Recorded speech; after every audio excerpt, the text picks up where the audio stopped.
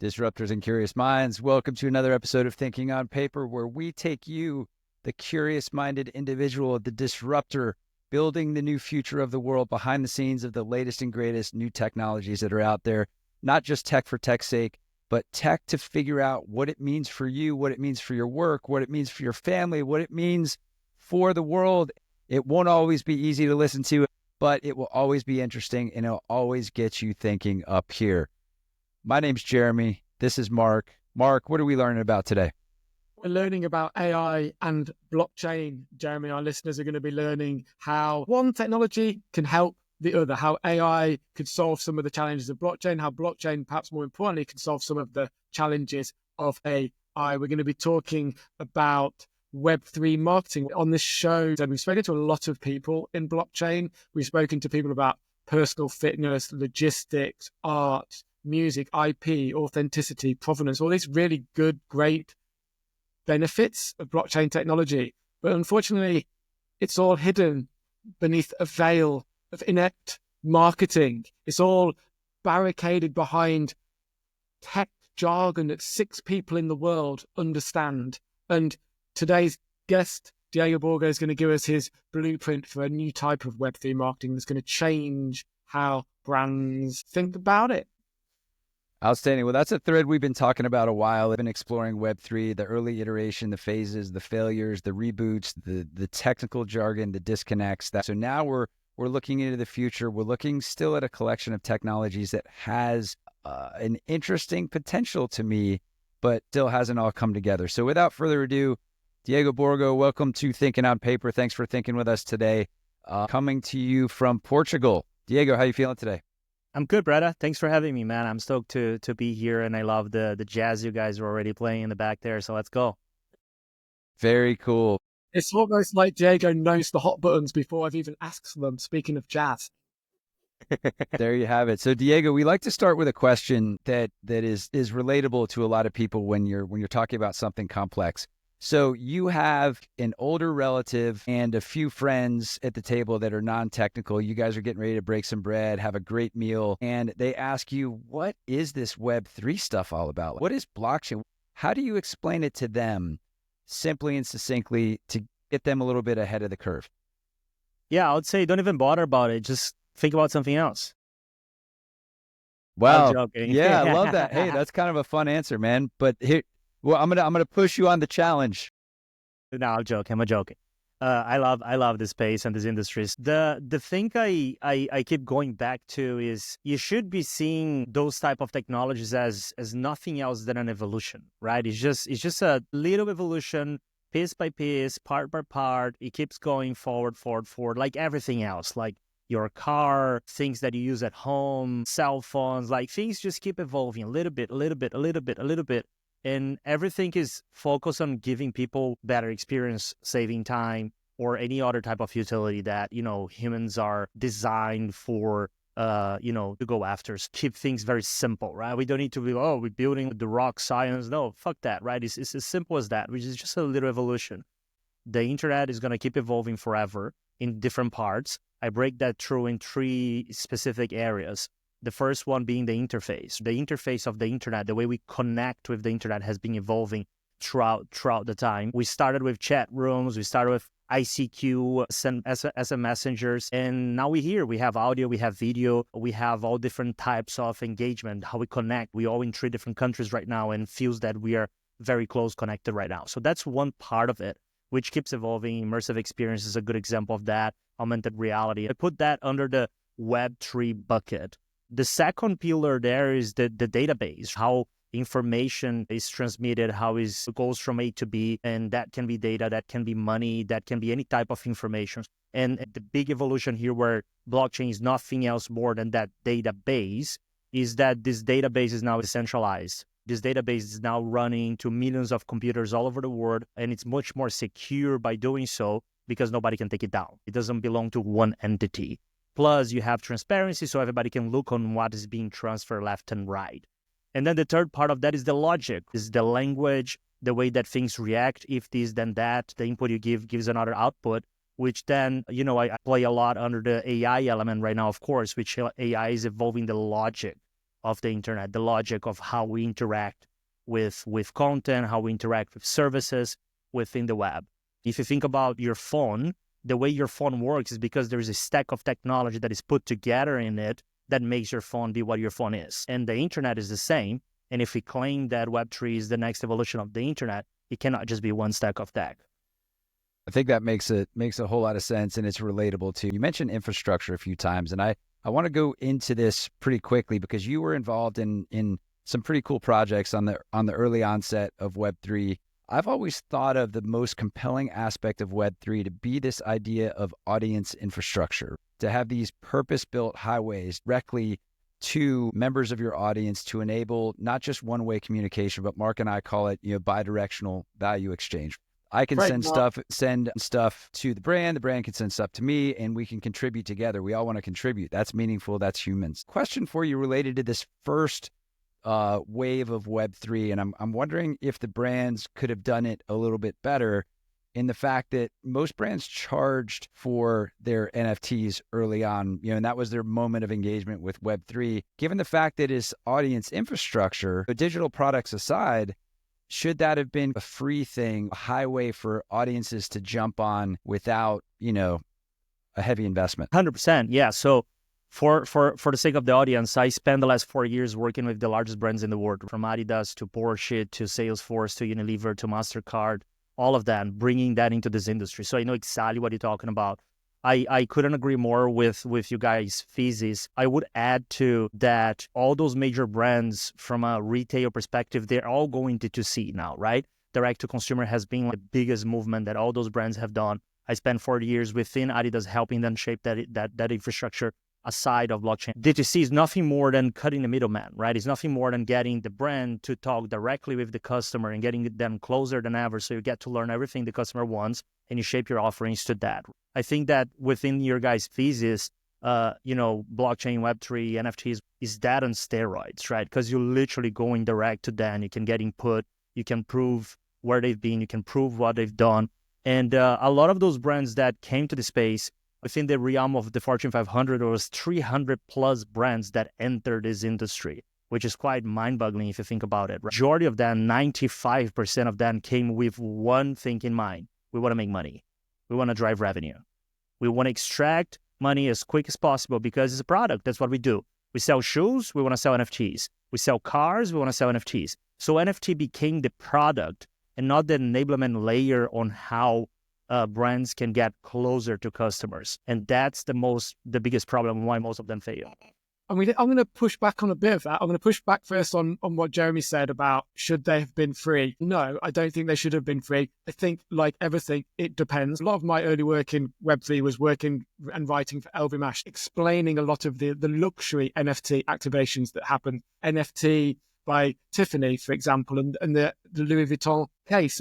Tiff by Tiffany, it was $60,000. I think it was definitely one of the most successful brand activations in Web3. But on the other hand, so some of the Louis Vuittons, they were equally as expensive and they didn't do as well. There's something happening with the culture of the brand and how they chose to activate it that affects the success and influences the cost. I don't think all the brands were in it for the money. Some of them seem to have a good heart. Many didn't. And I think that there's definitely a lot of people who did it wrong. But I don't think we should necessarily paint the whole space with the same brush. I don't think we're painting the whole space with the same brush. I think we're just calling it like we saw it. Diego, you hit this spot on. You can't sell the marketing enablement or the enablement of your audience as a product. That to me seems very disingenuous. And I think that's when people ran into some stuff. What do you think about that? That's exactly the point, right? Like you selling the technology, you selling what makes it happen. You're selling the microchip, you're selling the bandwidth. You're not selling the experience on top of it. You're not selling the utility on top of it. You're not selling the enablement on top of it. And that's the problem. NFTs became the product. You sold NFTs, you bought NFTs, you minted NFTs, you traded NFTs. To Mark's point, a lot of them came with like intentions, quote unquote, but we can't forget, those are not NGOs, right? They are in the business of making money. There's nothing wrong with making money.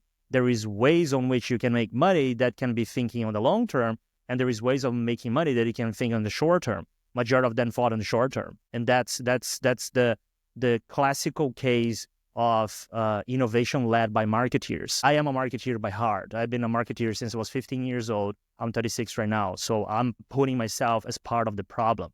I'm not pointing fingers. Innovation led by marketeers drives short-term growth or drives short-term thinking, because it's the next hype. What is cool right now? How can we get PR? How can we get big numbers so the board is excited? Budgets are short. And now you start seeing AI-generated commercial. Why should a customer of Coca-Cola give a fuck about AI-generated commercial? They shouldn't care, but that's the marketing mindset. Oh, we need to talk, this is an AI-generated commercial. It shouldn't be the point. The point of a commercial is to convey a message and to talk close to someone's heart, to create cultural relevance so they take decisions on buying the product. If that's AI-generated, made or not, it doesn't matter. So we just start seeing the repetition of that. It was NFTs, it was metaverse, now is AI, and whatever else is going to come next. It's an interesting piece too. Another way I look at this too is when they're building digital products before the use of those products are fully defined yet. It's like, we're not living in space yet, but someone's selling me an astronaut helmet that hopefully I can use at some point, right? But, you got to push the boundaries. You got to start leading into stuff or things wouldn't really get done. Question for you. We're famous for these weird thought experiments.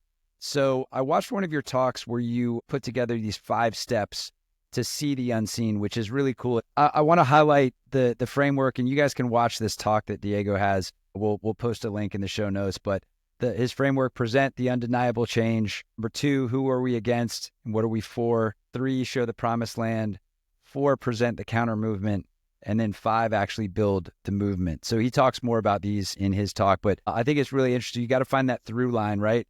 And you find the through line and then figure out how you build from there. Why do you think, having been in the space and experienced it so much, that crypto and blockchain is so reluctant to embrace that way of brand building and brand culture? Why is it almost reticent to approach that and focus on the features and focus on the tech and focus on these incomprehensible terms that nobody understands? It's very simple. This industry was built for technologists by technologists. It happened to start getting in the hands of people by mistake or just happen. And the more it goes towards the direction, the deeper we go. We are just inside of the jar, shouting at each other and trying to sell to each other. And money is just going around in circles. It's just technologies trying to do tech for the sake of tech. And whoever has the most complex and the most hype ecosystem wins. That's the race to the bottom that we're currently at. And thankful for us writers and those who think on paper. Stories are harder to come up with, and we're still going to need stories. One other thought on that, Diego, that I think is interesting, would love to get your ideas on, is that traditional marketers and crypto natives, I think, couldn't be further apart. Traditional marketers speak in like net promoter score. They speak in brand strategy, audience engagement. And then you have on this other side, not to diminish too much, but what some of those folks are seeing, they're probably closer to my age, at least from a management perspective. They see the memes, when Lambo. It's not just tech jargon, it's also this crypto native jargon. How do you bring those two audiences together, or those two groups together? And do they even need to be brought together? Yeah, that's a really good point. So I spent the last 4 years with the thesis that the way we will bring mainstream adoption to this industry is going to be by bringing the biggest brands in the world, which as a byproduct will be bringing their audience to Web3, right?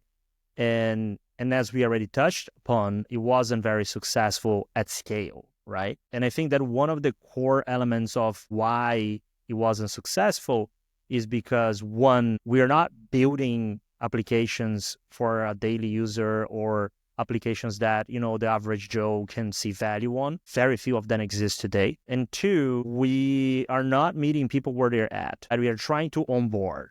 We are trying to bring the masses. We're trying to show them what we have seen. People don't care. People don't want to be onboarded.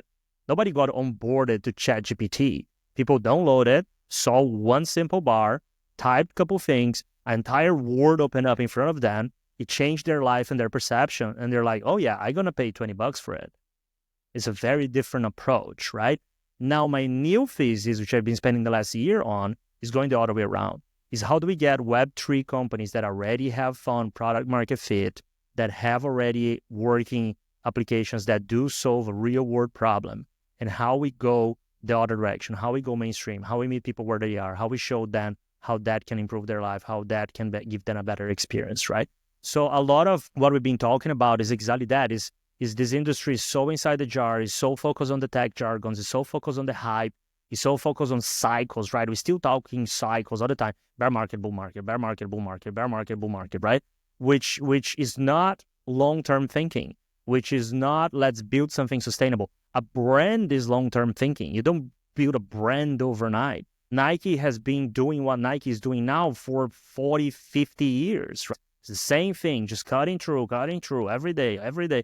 We're not thinking that way. So of course, when you talk with Web3, Web2 legacy brands, and they come into this space, like there is that mentality of like, where do we fit, right? Do we bring our existing customer here, or do we tap into a new audience, right? Do we want to just talk to the Web3 native, or do we want to bring them together? There is a layer of technology, which is complex by itself, but there's also a culture layer, which is not a problem because people, and especially brands, love underground culture, right? That's exactly what happens in Web3. That is the sneaker hat culture back in the day, the hip hop culture back in the day, skateboard went through the same process. And look at all those things. They're all mainstream. They're everywhere. Surfing is going through exactly that right now, right? It was always, underground, and now surfing is like the forefront of a lot of, mainstream places. And Web3 is still there. And I don't think that is a problem. I think that's an opportunity for brands to know how to tap in an underground culture that is extremely unique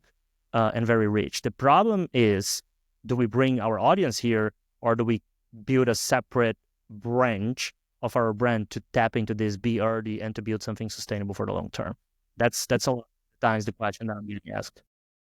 I just want to make sure we highlight this onboarding word. And I think that was one of the biggest mistakes that industry did, because when you think about onboarding, what do you think about? You think about, I picture like a subway line in New York City where everyone's like kind of corralled and smushed in, and they're forced to go into this line, and there's someone in the end that's going to onboard them, right? So did anyone stand with a big sign and say, hey, we're going to onboard people to vacuum tubes? Hey, did anyone stand with a sign and say, we're going to onboard you to TCP/IP? It's bonkers, right? And it's even worse than that because it's patronizing. Onboarding means come Absolutely. here. I'm gonna tell you how this works. Because you don't know what to do. You don't know, Jeremy. Come here. I'll tell you how this works. I'll show you my word. Okay, you're gonna catch up because you're smart enough. You're gonna figure it out. That's what we're doing. Do you think anybody has ever succeeded in actually onboarding someone into Web3? If you think about all of the time that people have spent writing posts on LinkedIn, writing tweets on Twitter about education and onboard, I just wonder how many have actually been onboarded, if it's like 5 or 6 people. Right. Aware of Diego's time, I'm going to hit the hot buttons after I've got a good question about what you've been doing for the last 6 months, Diego, because I think people want to know that. So let's do the hot buttons. This is 5 one-word answers, yes or no, thinking fast, thinking slow. You have 30 seconds. Don't think about it. They're easy. Have you got a clock, Jeremy? Skateboarding or surfing? Both. Solana in one word. Scam. What's your favorite meme coin? None. Decentralization, security, or scalability? Scalability. Jazz or classical? Jazz. And again, we need more questions. Well done. Thank you, Diego. Although you can't have skating and surfing, you have to choose. Both. Quick, 3 seconds. 2. You're never gonna make me to make that choice, sir. I'm both, not a either or kind of guy. It's just abundancy after abundancy after abundancy. You could frame that question. If you were stuck on a desert island and you had to choose one, I wonder, yeah. Both. So for the last year, I believe you've been working with brands at that famous intersection of AI and blockchain.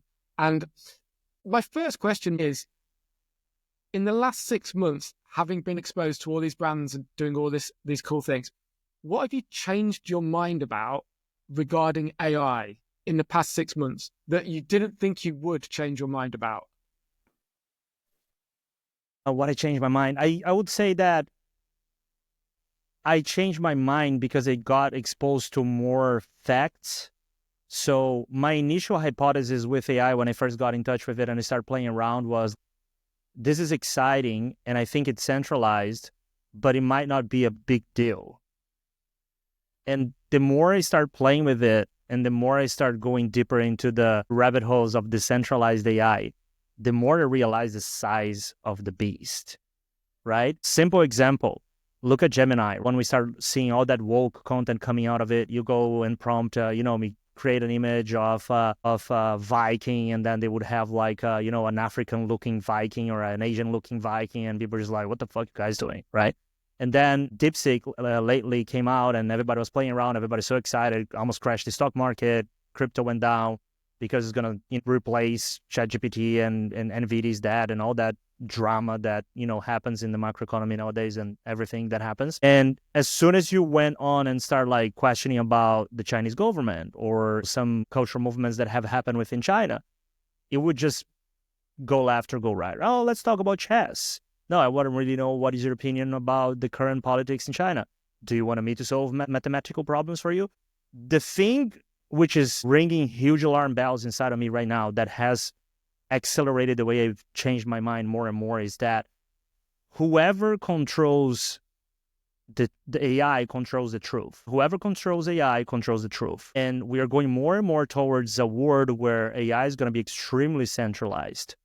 It's in the hands of Microsoft, it's in the hands of Google, it's in the hands of the big tech players that we all know. And there is a very big risk on those models that are being trained, be trained in a biased manner that is going to shape the future of knowledge, the future of truth, where our kids going to learn from, and they're going to be learning from a biased source, which it's going to be increasingly more difficult to differentiate what is true and what is not. That has been something that I changed my mind a lot. When I first seen it, I thought it wasn't a big deal. And the more I learn and the more I go deeper, the more I realize the size of the trouble.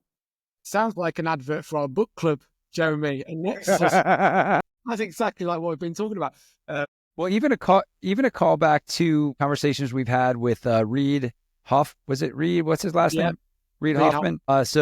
Philosopher, AI ethicist, but we talked to him a really long time ago. And you have these things that are out there, these AIs, these models, right?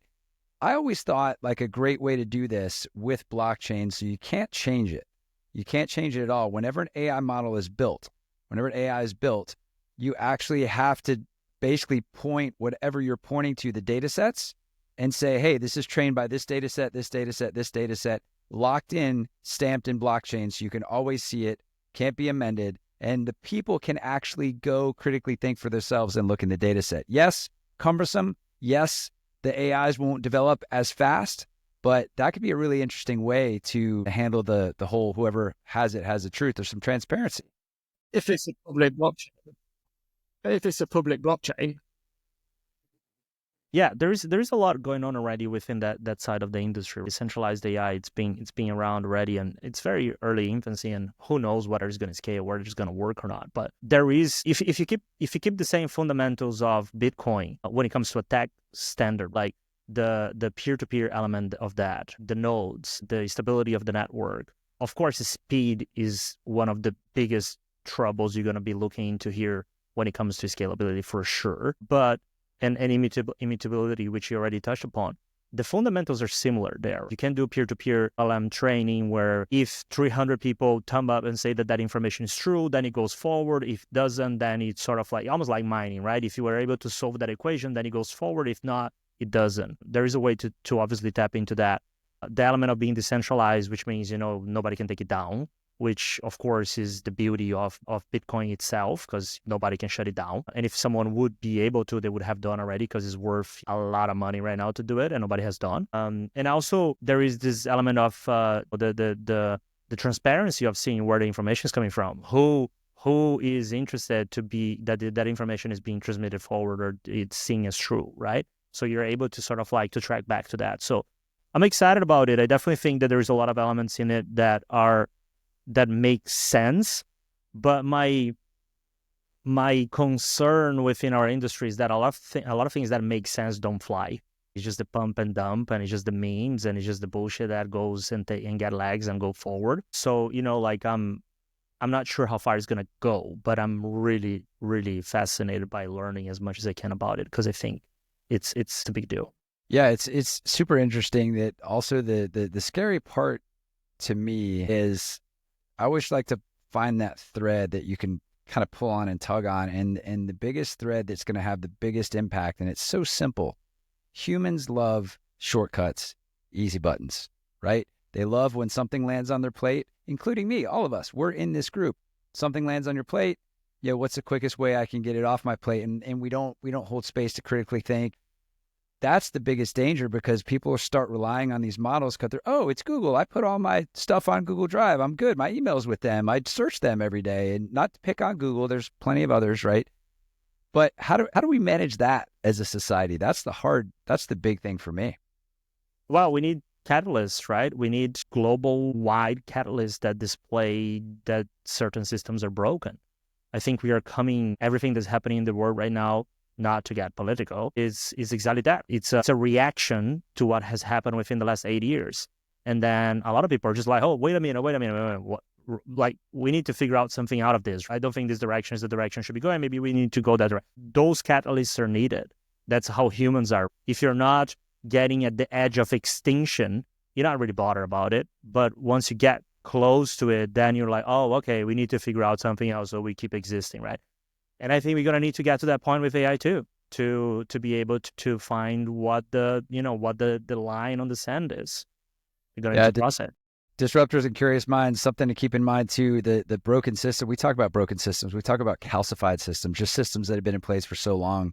Yeah, we don't know why, but the systems don't appear broken to the people running the systems. So that's the catalyst that you mentioned, Diego, and I love. Guess what it's time for? Let's get into the news.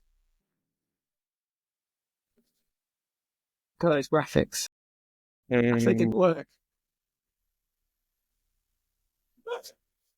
All right, Thinking on Paper news. We have one topic that has been spinning around this week that everyone I'm sure has heard about, that's adjacent to blockchain, that's adjacent to crypto. The biggest hack in crypto history happened. 1.4 billion Bybit, right? Biggest heist ever, pointing to a certain group, a specific group. What does that mean for people kind of tiptoeing in? And what is the impact of that in your mind? I know there's financial impact, but what is that the impact to this, to growing this piece of the industry? Yeah, I mean, people said that Kim Jong-un wanted to have some ETH OTC at $0, and that's why that happened. So his wish. Hot take. I mean, it's just this year has just been so difficult. Trump coin came out, and then a bunch of other catalysts just being so difficult. And I say, a lot of people are like, I'm not a fan of any musician or artist or anything, but a lot of people say that being Web3 is like being a Kanye West fan or a Ye fan. It's just so hard because every week there is something that happens and you're just like, oh, here we go again, right? And this is another one. And of course is part of the industry, but it just makes it very difficult to be taken serious. It just makes it very difficult to build trust. The fundamental thing that sits at core of finance is trust. Nobody wants to lose money. That's why you trust in the bank and you leave your money with that, and God knows what they do with it. But it's been safe since the 1700s, so it's gonna be fine. And we're going just through that process too. So I think that the biggest point, apart from of course the financial damage that it does for people that had money within the exchange, is the brand, is the image, is the perception damage that it caused. And that was a cold wallet hack too, wasn't it? Yeah, well, they tricked, the transaction between the multi-sigs, they were tricked into believing there was something else. So the transaction was programmed elsewhere, but on their multi-sigs, they believed that it was like one E. As far as I understood, was a safe issue on the UI where they tricked the UI to show you something different, but behind it, what you sign is not what you're signing. Yeah. Well, I don't know. Do you think I'm not tech savvy enough to understand any of it. I just saw headlines. Here's a question for you both. Since we were on the intersection of AI and blockchain, I wonder how much AI played in that particular hack, and how in the very near future, people's ability to use AI to hack, to steal, to corrupt Web3 as a whole, what kind of impact it might have. It'll make me trigger the dark and nefarious music again, Mark. We got Nexus tomorrow, Jeremy, so we might well get into it, because I think it's a valid question. I mean, AI is making coding available to everybody. and blockchain is coding essentially at the base. Well, I mean, out of a speculation, I think that it's going to create good and bad things as always does. And the bad things is, of course, is going to empower scammers to scam better and faster, as it empowers creators, as it empowers writers, as it empowers designers, artists to do stuff faster and better. It's going to do the same on the other side. Yeah, two paths. Choose the dark or the light. Well, let's all right, let's get to our carryover question. We had a great guest on last week that described quantum computing so succinctly. And we look forward to having Coleman back on from IonQ. But let me give you his question for you, and then at the end of your answer, if you could give a question for our next guest, and we'll tell you who that's going to be. We're very excited about. So your question: where do our current approaches break? Can we just keep scaling forever? Or are we going to have to do something different at some point? I think that where AI hits a bottleneck is data integrity, right? So we've been talking about it, like how much can you trust in that data and how good that data actually is, right? Who is behind it and is it biased, is it not biased? And then computation limit, right? We've seen NVIDIA stock exploding because everybody's betting that it's going to need a ton of chips. Therefore, computation limits is going to be a big bottleneck. And then on the blockchain side, it's what we're already seeing anyway. One is speed. It's always about speed. How much transactions per second can you actually achieve? Cost. Everybody has this race to the bottom. And I was joking around Solana before. It's just because how sustainable is something that is close to free? And how decentralized can that be, right? So the cost is going to be an element. And in blockchain specifically, scalability itself is a problem. Back on the good and old days of NFTs, you would be paying $1,500 for gas so you could get a transaction through a chain. How are we going to be able to scale that as both technologies marry and people are prompting every second across the globe, millions and millions of people doing it, right? And I think that, we cannot just scale forever. At some point, we're going to need new architecture. We're going to need evolution on those architectures. We're going to need more modular chains that interact with each other.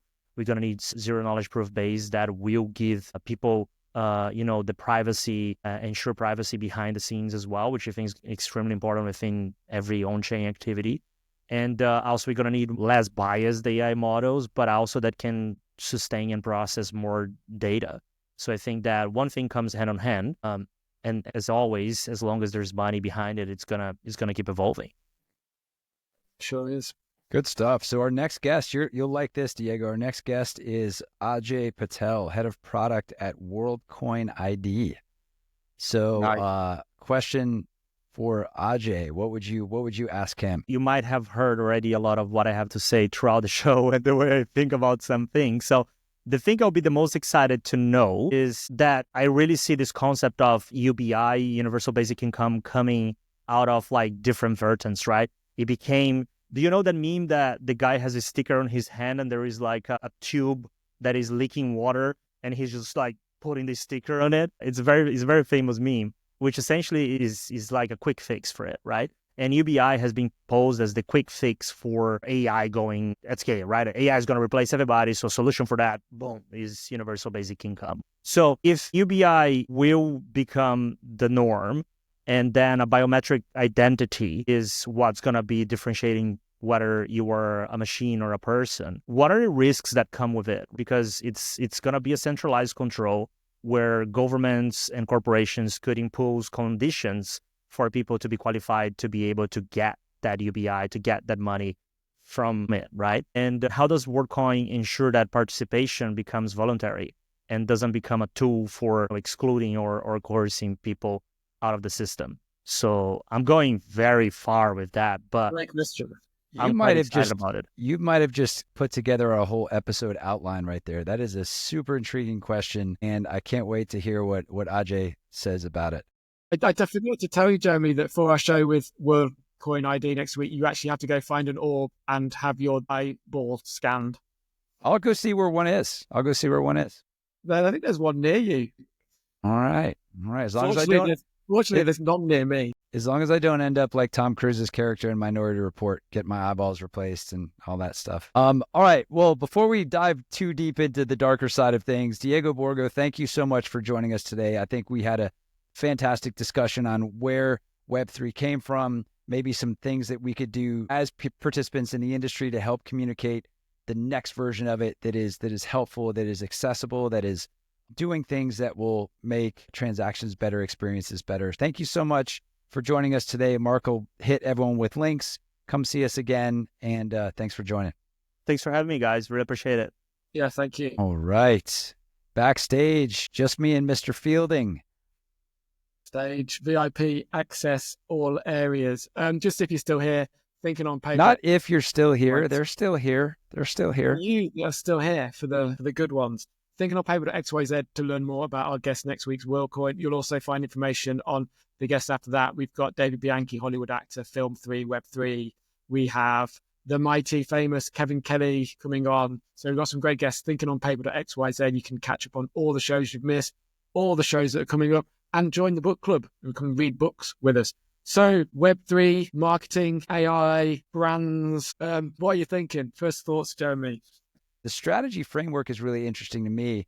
The tangible steps to execute the strategy, I'd be curious to learn a little bit more about. And I know a lot of our listeners leading brand initiatives, leading technology initiatives for these big companies. So maybe we do a follow-up workshop where we say, hey, brand X, Y, or put it out to everybody and say, hey, look, you can get a free workshop to figure out how to do all of this stuff, or if it makes sense. We bring Diego or someone in to lead that 1 hour workshop. And the idea of not staying in strategy land, but to give them some tangible takeaways. I don't know. I started thinking about that as we were digging in.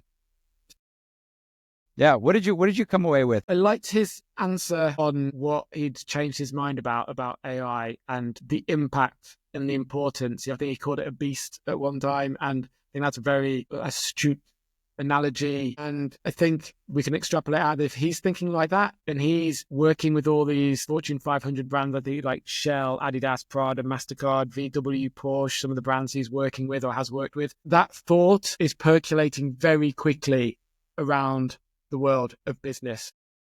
It was a great question, Mark. And I think it's super important, the reference back to our Packy McCormack review of his paper, More Human Wins. I think the big thing to think about is it's changing your mind is a good thing. Adapting your thinking space is a good thing. And even if you're an expert in a field, things change and things move. And more so now than ever, this is going to be almost like a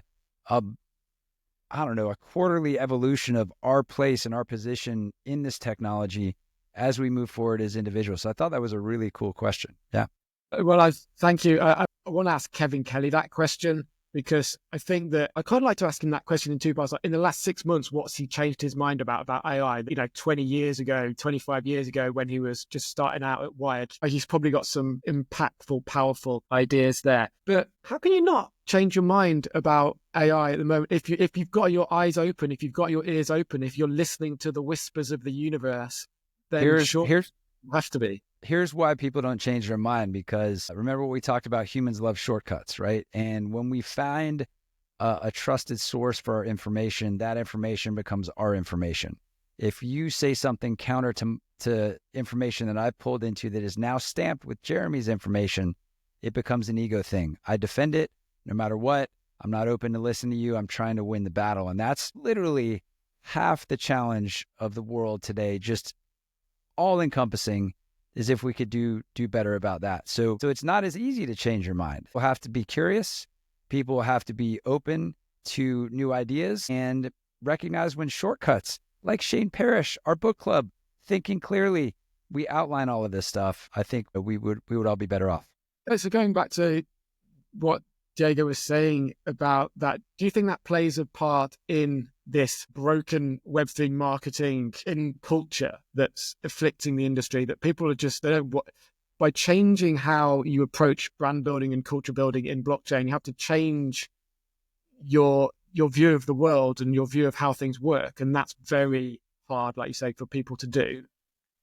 If I were running in a large company, large global brand, I would challenge my internal leadership of different groups like technology, like marketing, like product, and to have them build a working group that meets to discuss the impact of things like blockchain, AI, immersive experiences, spatial computing, and then use that to think big and and look silly and push ideas around and try to figure out what this stuff means to them, not just grabbing what someone else is doing.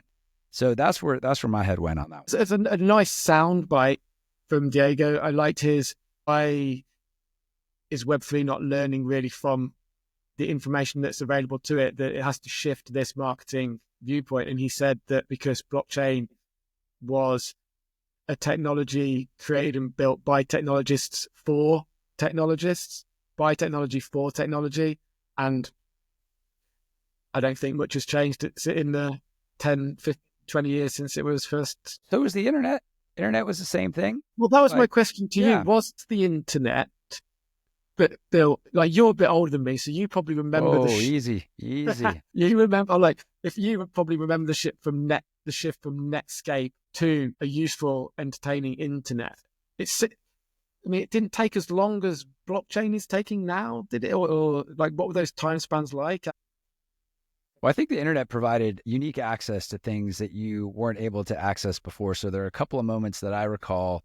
I think I was in college and I was sitting at my big clunky computer at my apartment, and I had the ability to send a message to somebody near instantaneous and get a near instantaneous response. And, I think texting was still early in that as well, but that was really interesting. And then also, as I moved forward, when my jobs I had allowed me to work from wherever, that was a big moment where I was like, well, I don't have to sit at my desk in the office. I can now be somewhere else, just accessing email and ordering systems and that sort of thing. So it was a series of inflection points, probably over, 5 to 10 years. But yeah, I think it was, but the internet didn't come out with TCP/IP hats and, OSI model hats and, hey, Mark, I'm going to onboard you to the internet, stand in this line, go through this stuff because you're dumb and you don't know what you're talking about. We're going to onboard you because we know better than you.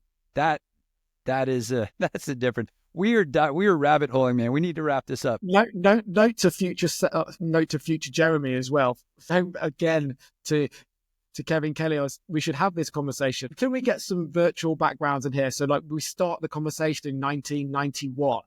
We're in his living room or in your living room, and we have the big old clunky massive dorky computers, and like, as we progress through the show, backgrounds update in real time to match the time that we're in, and then we end the show in the far future on the rings of Saturn. That's a grand idea, but as you see, I can't even push the right buttons for the news segments. So sponsors out there, drop us a line at hello@thinkingonpaper, right? Send us a note, and that way you can sponsor Mark's grand visions of the production of the show. Thanks for listening. Thinking on Paper, XIZ for all the information. Jeremy, this is Mark. Be curious, stay disruptive. Keep thinking on paper. No one really knows. For real, really keep thinking on paper. You'll need it. Do it down a pen, paper, put them together, magic happens. There you have it.